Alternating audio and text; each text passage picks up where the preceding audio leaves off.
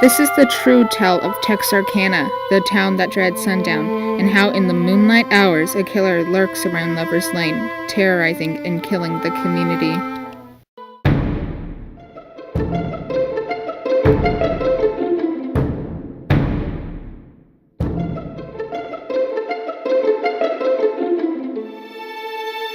The year was 1946, Friday, February 22nd.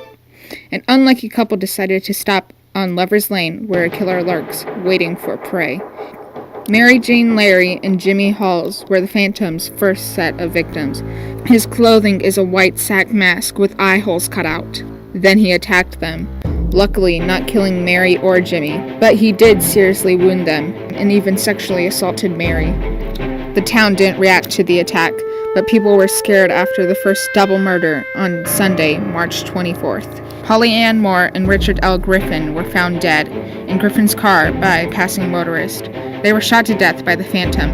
Richard was shot twice, and both Polly and Richard were shot in the back of the head. On March 30th, 6 days after the murders, the police posted a $500 reward for anyone who could give information about the Phantom. Then the third attack happened on Saturday, April 13th, 1946. Betty Jo Booker was performing the saxophone with her band, the Rhythmaires. After her performance, she was picked up by her boyfriend, Paul Martin.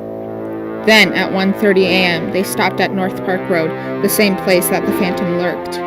He shot Betty 2 times, once in the chest, then in her face. Paul was found 3 miles away from Betty's body. Betty's saxophone wasn't found until 6 months after the murders. The reward then was changed from $500 to $1,700. Now the town was in a panic. Everyone was scared that they may be the next victims that the Phantom Killer can put his name to. The Texarkana Gazette stated the killer may attack on May 5th. The reason why they said that is because they found that the Phantom had a pattern. He would attack almost every 23 days. The citizens started getting more security. Stores sold out of locks, guns, ammunition, and window shades.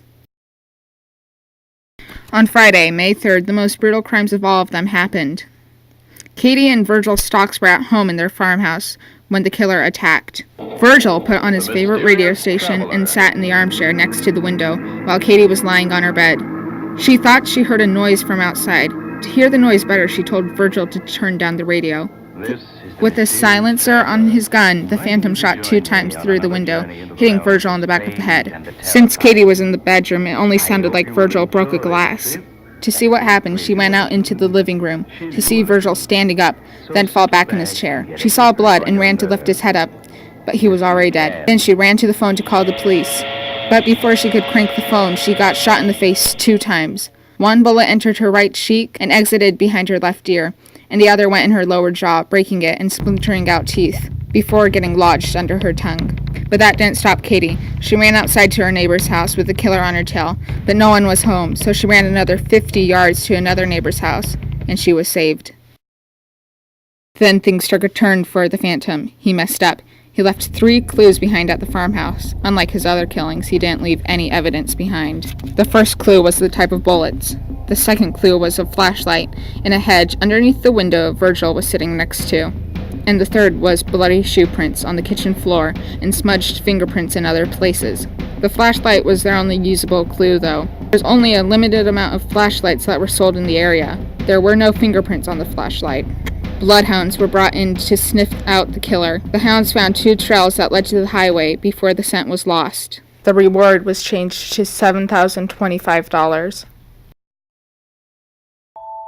That was the last attack from the Phantom Killer, and after everything mellowed down, the film, The Town That Dreads Sundown, came out in 1976, 30 years after the events in Texarkana. The Phantom Killer's hood even inspired one of the most famous horror movie killers' original mask.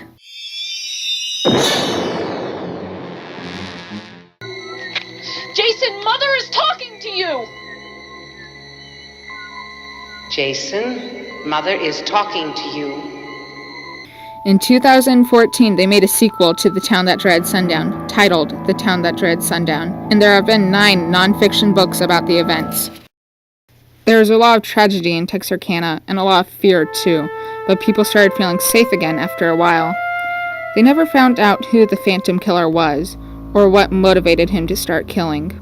Some folks say he may still be out there, or decided to go to a different town. So if you ever hear tapping outside your window at night, or see a dark shadow lurking outside, maybe, just maybe, the phantom has come for you.